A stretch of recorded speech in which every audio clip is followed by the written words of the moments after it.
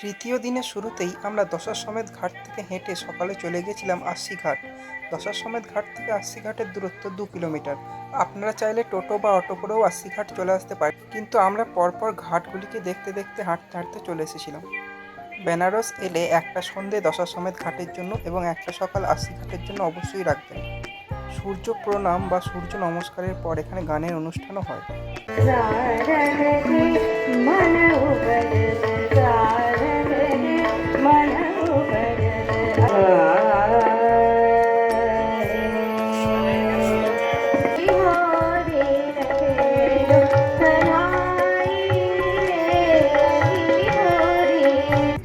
আশি ঘাটে সূর্য প্রণাম দেখে এবং গান শুনে নৌকায় চেপে মাথাপিছু 50 টাকা দিয়ে চলে গেছিলাম মণিকর্ণিকা ঘাট।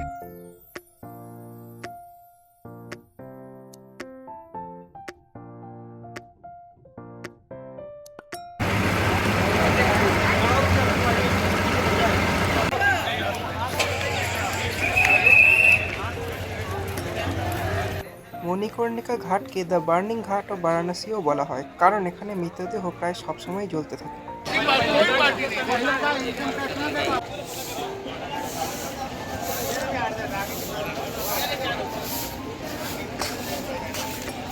মণিকর্ণিকা ঘাট থেকে আমরা চলে এসেছিলাম রত্নেশ্বর মহাদেব মন্দির। এই মন্দিরটি প্রায় 9 ডিগ্রি মতো হিলে রয়েছে। এই মন্দিরটি অধিকাংশ সময়ই অর্ধেক জলমগ্ন থাকে। রত্নেশ্বর মহাদেব দেখে বানারসের অলিগলি দিয়ে আমরা চলে গেছিলাম শ্রীজির দোকানের মালাইও টেস্ট করতে। আপনারা যারা এই ভিডিওটি দেখছেন তাদের সবাইকে আমি রেকমেন্ড করছি এই মালাইওটা একবার খেয়ে দেখার জন্য। খেয়ে কেমন লাগলো সেটা কমেন্টে আপনারা জানাতে পারেন। আমার তো খুবই ভালো লেগেছিল। দাম ছিল 60 টাকা। বেনারস গেলে আপনারা এই মিউজিয়ামটিকেও ঘুরে দেখতে পারেন। দশাশ্বমেধ ঘাটের একদম কাছেই এটি অবস্থিত।